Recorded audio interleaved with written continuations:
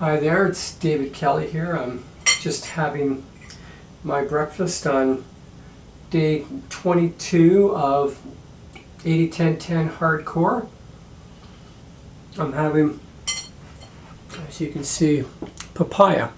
Those are 3 papayas, and I think calorically they work out, about 400 calories each, I think. So that would be 1,200 calories. I could be wrong about that, but I'm pretty sure it's about 400 calories of papaya. And this is really sweet, this papaya. It's great. So that's my breakfast. It's a mono breakfast, meaning I'm not mixing anything up this morning. Just having straight papaya.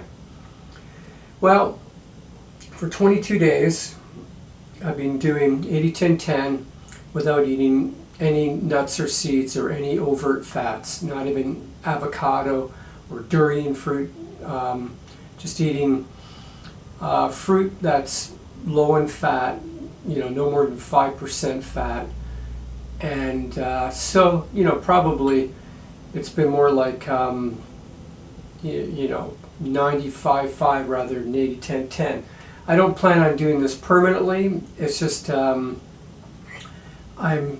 let me put this bowl down here for a second.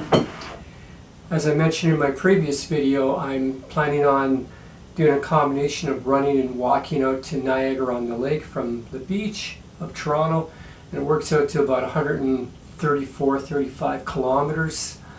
I'm doing it over a period of 3 days, so it's not like this, I'm going to do it in one day kind of thing, but it's still, an average of a marathon a day. And I'm going to be doing it with my Vibrams. I don't have them here with me right now, but they're Vibram Fivefingers. If you're familiar with them, they're like gloves on your feet rather than the padded runners, and they fit right onto your individual toes.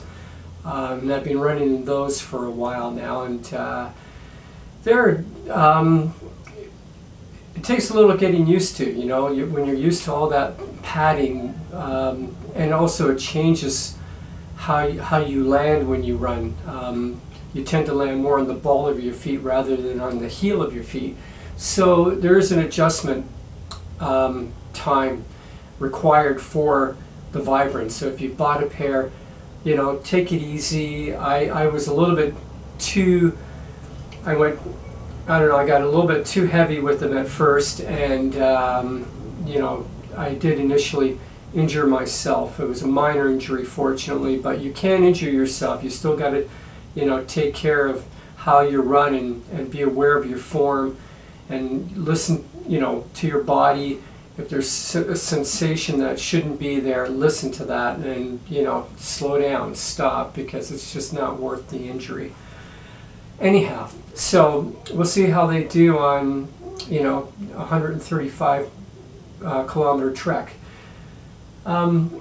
So yeah, I've lost a little bit of weight as well. I've been trying, basically I mentioned in my other video that I'm about 15% body fat, which is too much for a long distance run. I'd like to be down to 5%. And I'm doing the run next Wednesday. That's when I started. And so I don't think, in fact, I'm certain I'm not going to be down to 5% body fat by then, but I have lost some body fat.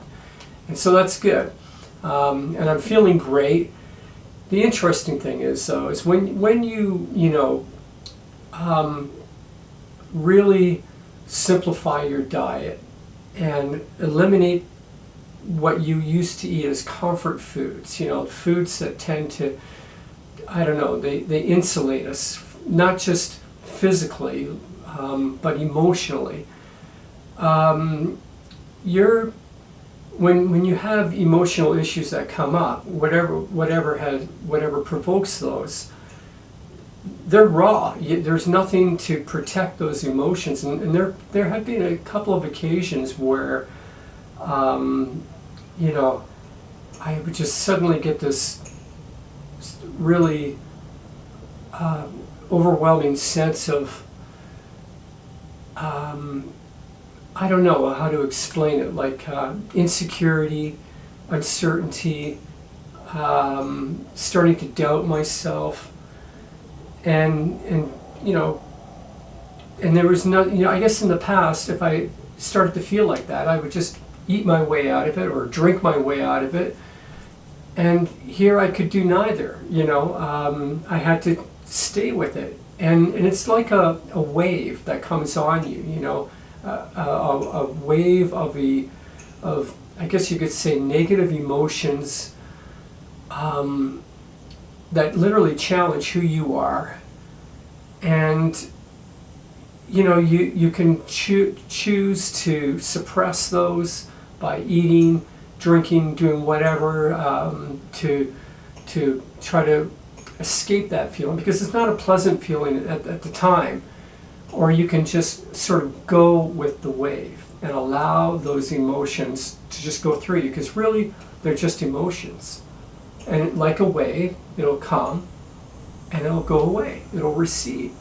And another wave will come again. But I find as you eat this way longer, when the wave does come, it's not, you understand what it's about, that it's not going to be there forever, and it'll pass.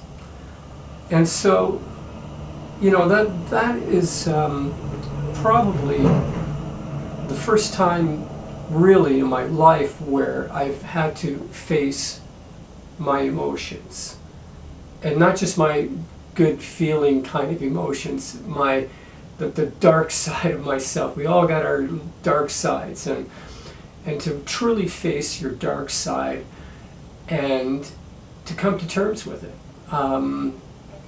You know, there's no intellectually, there's no, I think this is just a part of the human makeup to have these emotions.